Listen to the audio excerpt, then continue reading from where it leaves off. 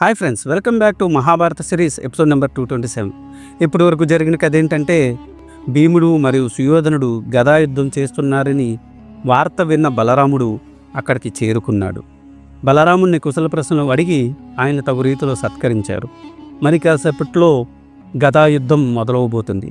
ఆ యుద్ధం ఎలా సాగిందన్నది ఈ వీడియోలో చెప్పబోతున్నా. So let's get it the video. సేనుడు సుయోధనుడు తమ తమ గదల చేత ధరించి వచ్చి బలరాముడి ప్రణామం చేశారు. ఆయన వారిని ఆశీర్వదించాడు. అప్పుడు ధర్మరాజు లేచి బలరాముడితో సుయోధనుడు భీమసేనుడు ద్వంద్వ యుద్ధం ఎందుకు చేయవలసి వచ్చిందో కారణములు వివరించి వారి గదాయుద్ధం చూడమని అర్థించాడు. తాము ఆనతి ఇచ్చిన వారు ద్వంద్వ యుద్ధం మొదలుపెట్టారు అని పలికాడు. బలరాముడు కూడా అంతా విని మంచిది అని తల ఊపాడు.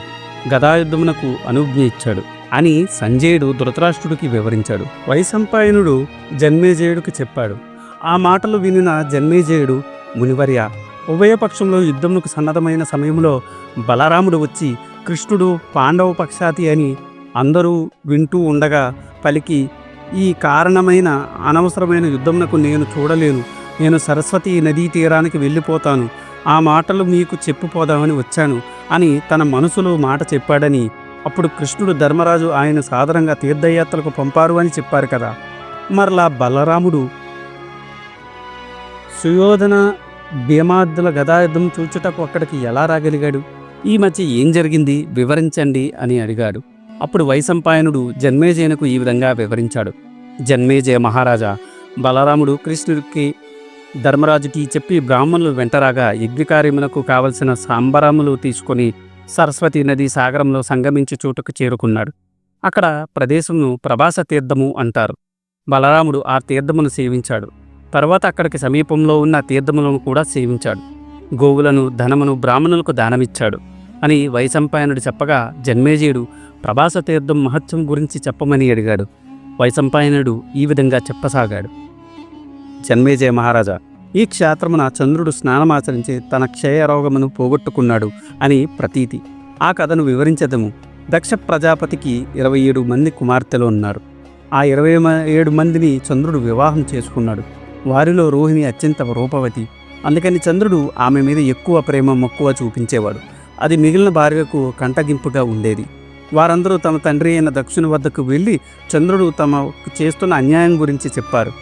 ఆ దక్షుడు వెంటనే చంద్రుడిని పిలిపించాడు. చంద్ర, నీవు చేయి పని అన్యాయము, అధర్మము. ఇంకా మీదట బుద్ధిగా మసులుకో. నీ భార్యలందరినీ సమానంగా చూడు, లేని ఎడల నా శాపాగ్నికి ఆహుతి అవుతావు అని అన్నాడు. కానీ చంద్రుడు దక్షుని మాటలు లక్ష్య పెట్టలేదు. ఇది వరకు మాదిరే రోహిణి యందు అత్యధిక ప్రేమ చూపిస్తూ మిగిలిన భార్యను నిరాదరించసాగాడు. దక్షునికి కోపం వచ్చింది. క్షయవాది పీడుతో కమ్మని చంద్రుడికి శాపం ఇచ్చాడు. అప్పటి నుండి చంద్రుడు క్షీణించడం ప్రారంభించాడు. చంద్రునిలో ఉన్న ఔషధి ప్రభావం తగ్గిపోసాగింది. దానివలన ప్రజలు రోగపీడితులయ్యారు. దీనికంతటికీ చంద్రుడు క్షయించి పోవడమే తెలుసుకుని దేవతలు అతని వద్దకు వెళ్ళారు. చంద్ర, నువ్వు ఎందుకు కృషించిపోతున్నావో కారణమేమి అని అడిగారు. చంద్రుడు జరిగినదంతా దేవతలకు చెప్పాడు. అప్పుడు దేవతలు చంద్రుడిని తన వెంట తీసుకుని దక్షిణ వద్దకు వెళ్ళారు. చంద్రుడికి శాప విమోచన అనుగ్రహించమని ప్రార్థించారు. వారి ప్రార్థనకు మన్నించాడు దక్షుడు. చంద్రుడు తన భార్యల యందు సమానంగా ప్రేమానురాగాలు కలిగి ఉండవాలని, ఎప్పుడూ కూడా స్త్రీలను బ్రాహ్మణులను అవమానం చేయరాదని కోరాడు. చంద్రుడు సరస్వతి సంగమం ప్రాంతంలో మునిగిన నిరంతర క్షీణత బదులు 15 రోజుల క్షీణత, మరలా 15 రోజుల వృద్ధి కలుగుతుందని చెప్పాడు. అందుకని చంద్రుడు ప్రతి అమావాస్య నాడు ఈ తీర్థంలో స్నానమాచరించి శుక్లపాడ్యము నుండి వృద్ధి పొందుతాడు. అందుకని ఈ తీర్థములకు ప్రభాస తీర్థము అని పేరు వచ్చినది. బలరాముడు ప్రభాస తీర్థంలో స్నానమాచరించి తర్వాత చమసోద్భేదనము అను తీర్థమునకు ఒక రాత్రి విశ్రమించాడు. ఆ తీర్థ విశేషాలు చెప్పేదను వినుము. త్రితుడు, ద్వితుడు, ఏకతుడు అని 3 మునికుమారులు ఉన్నారు. ఆ మునికుమారులు క్షత్రియులకు యజ్ఞదీక్షలనిచ్చి వారి వద్ద నుండి గోవులను దానంగా తీసుకున్నారు. వారు తిరిగి తమ ఇంటికి వస్తుండగా మొదటి 2 మూడోవాడైన త్రితుడు మోసగించి అతని గోవులను కూడా అపహరించవాలని అనుకున్నారు. ఇంతలో ఒక తోడేలు వారిని తరిమింది. తోడేలును చూసి బెదిరిన త్రితుడు పక్కనే ఉన్న పాడుబడ్డ బావిలో పడ్డాడు. ఏకతుడు, ద్వితుడు అన్ని గోవులు కూడా తోలుకొని వెళ్ళిపోయారు. త్రితుడు దిక్కుతోచక ఆ బావిలో పడి ఉన్నాడు. యజ్ఞము చేసి సోమపానం చేస్తే గాని తమకు విముక్తి లేదని గ్రహించిన త్రితుడు సంకల్పమాత్రం చేత మనసులోనే యజ్ఞం చేశాడు. దేవతలందరినీ ఆహ్వానించాడు. వారందరూ వచ్చి హవిష్యులో స్వీకరించారు. సరస్వతీ నదిని ప్రార్థించి తమకు పుణ్యనది జలాలను ప్రసాదించమని కోరాడు. అంతటి సరస్వతి కరుణించి ఆ బావిని తన స్వచ్ఛమైన నీటితో నింపింది. అప్పుడు దేవతలు అతన్ని ఏదైనా వరము కోరుకోమని కోరారు. ఈ తీర్థంలో స్నానమాచరించిన వారికి యజ్ఞం సోమపానము చేసిన ఫలము లభించాలని ప్రార్థించారు. వారు త్రితునికి కోరిన వరం ఇచ్చి వెళ్ళిపోయారు. అప్పటి నుండి ఈ తీర్థం ప్రసాదించింది. తరువాత బలరాముడు వినాశనానికి వెళ్ళాడు. ఆ తీర్థము తక్కువ జాతి వారికి కనబడకుండా నశిస్తుంది. అందుకని దానికి వినాశనము అని పేరు వచ్చింది. తర్వాత బలరాముడు భూమిక అనే తీర్థము కూడా సేవించాడు. అక్కడ అప్సరసలు నాట్యం చేస్తుంటారు. తర్వాత బలరాముడు గంధర్వ తీర్థమునకు వెళ్ళాడు. ఆ తీర్థమును విశ్వావసుడు మొదలగు గంధర్వులు తాపసిద్ధి పొందిన క్షేత్రము. అక్కడి నుండి గర్గక్షేత్రముకు వెళ్ళాడు.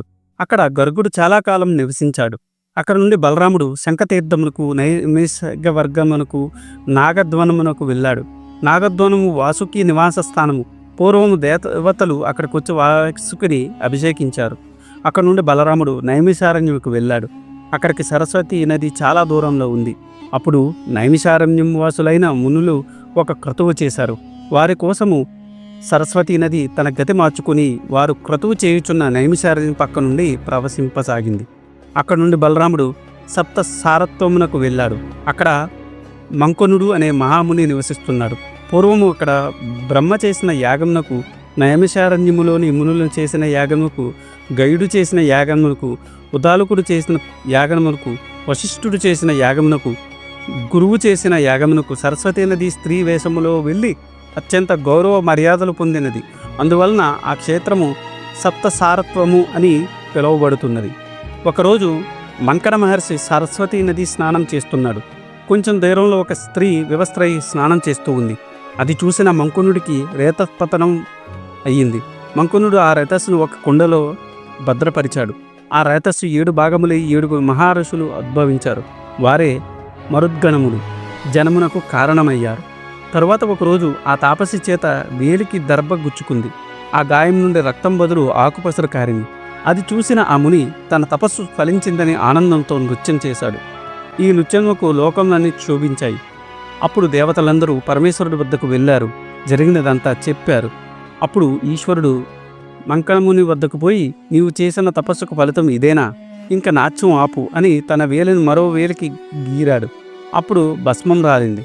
చూసావా, ఈ మాత్రం దానికేనా ఈ నాట్యం అన్నాడు. మంకణ మహాముని సిగ్గుపడి నాట్యం ఆపాడు. పరమేశ్వరుని శరణు వేరాడు. పరమేశ్వరుడు అతని తపస్సు క్షీణించకుండా కావరం ఇచ్చాడు. మంకణుడు నాట్యం ఆపగానే లోకమల్ని శాంతించాయి. ఇది ఈనాటి వీడియో.